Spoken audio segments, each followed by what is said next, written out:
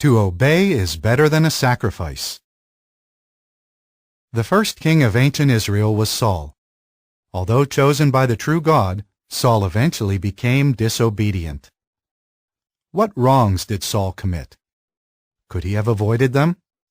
How can we benefit from considering his example? Jehovah makes known his choice of king. Before Saul became king, the prophet Samuel was serving as God's representative in Israel. Now Samuel was old, and his sons were unfaithful. At the same time, the nation was being threatened by its enemies.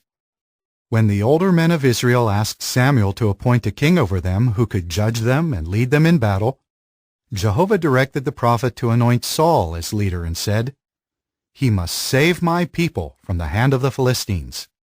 1 Samuel 9:16. Saul was young and handsome. His looks, though, were not his only recommendation. He was also humble.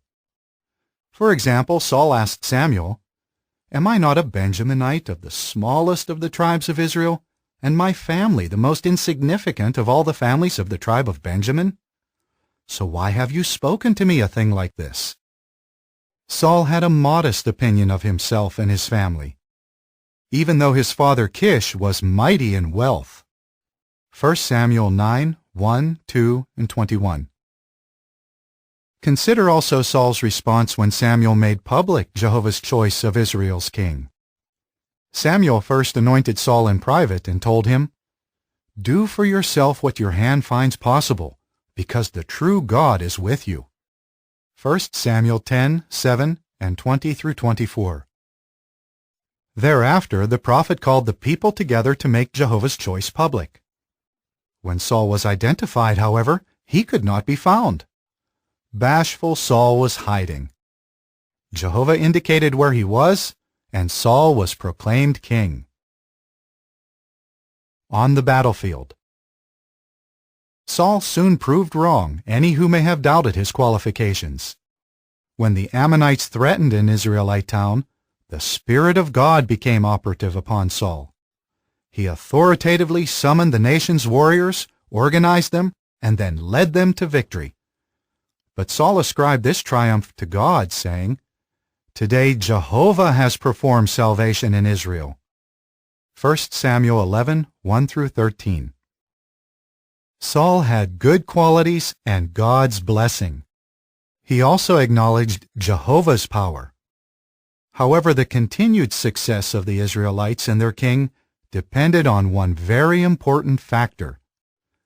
Samuel told the people of Israel, "If you will fear Jehovah and actually serve him and obey his voice, and you will not rebel against the order of Jehovah, both you and the king who must reign over you will certainly prove to be followers of Jehovah your God."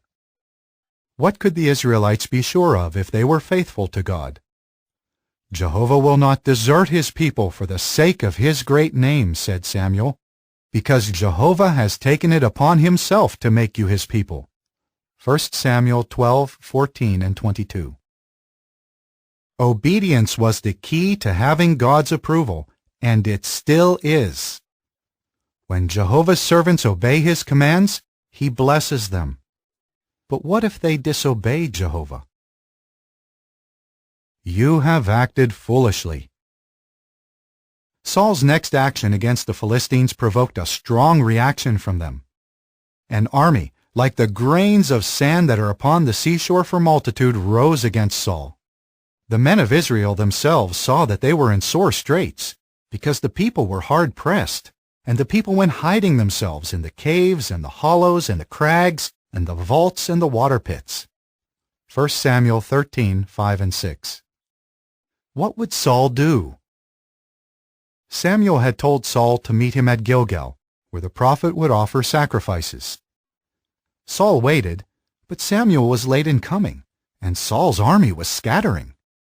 So Saul took it upon himself to offer the sacrifices. As soon as he did so, Samuel arrived. After hearing what Saul had done, Samuel told him, "You have acted foolishly.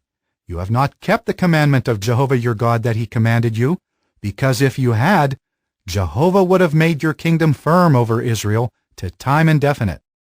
And now your kingdom will not last. Jehovah will certainly find for himself a man agreeable to his heart, and Jehovah will commission him as a leader over his people, because you did not keep what Jehovah commanded you. 1 Samuel 13, 8, 13, and 14. Lacking faith, Saul presumptuously chose to disobey God's command to wait for Samuel to come to offer the sacrifice. How Saul's course differed from that of Gideon, a former commander of Israelite armies.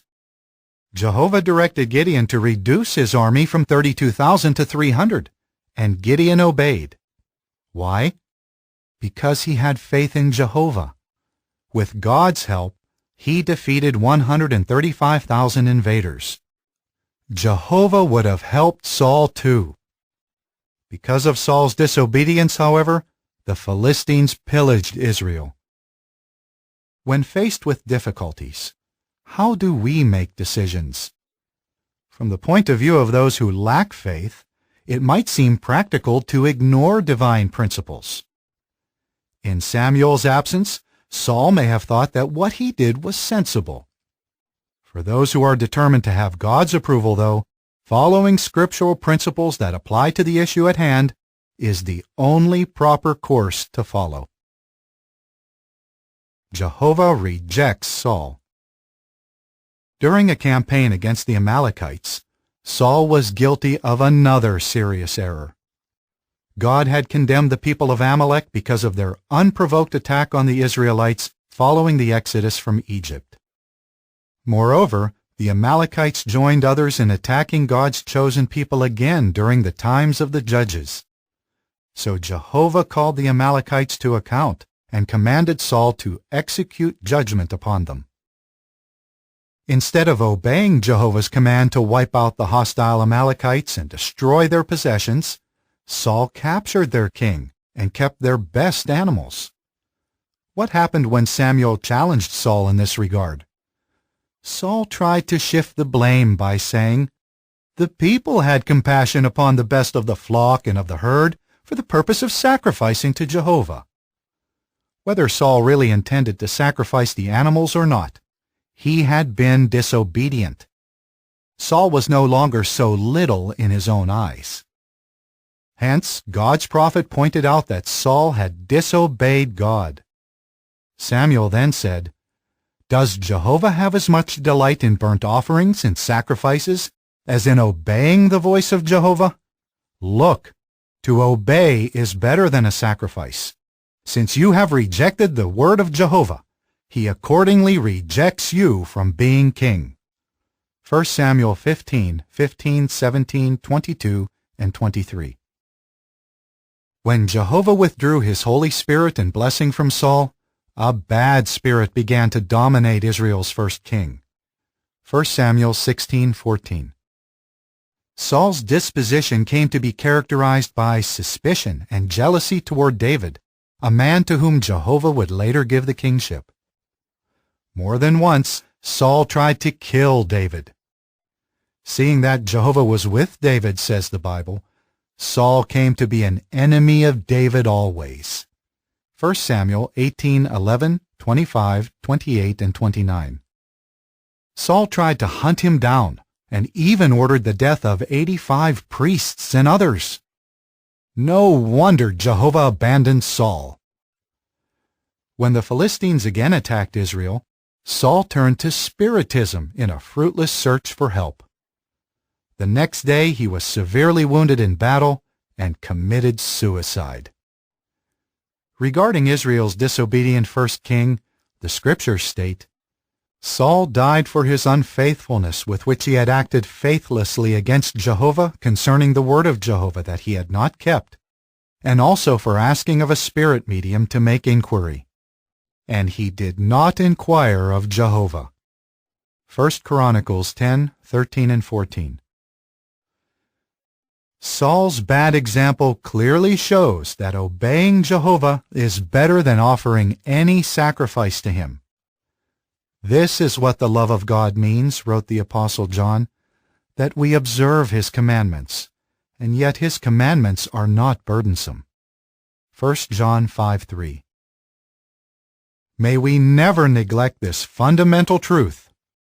Lasting friendship with God depends on our obedience to Him. End of article.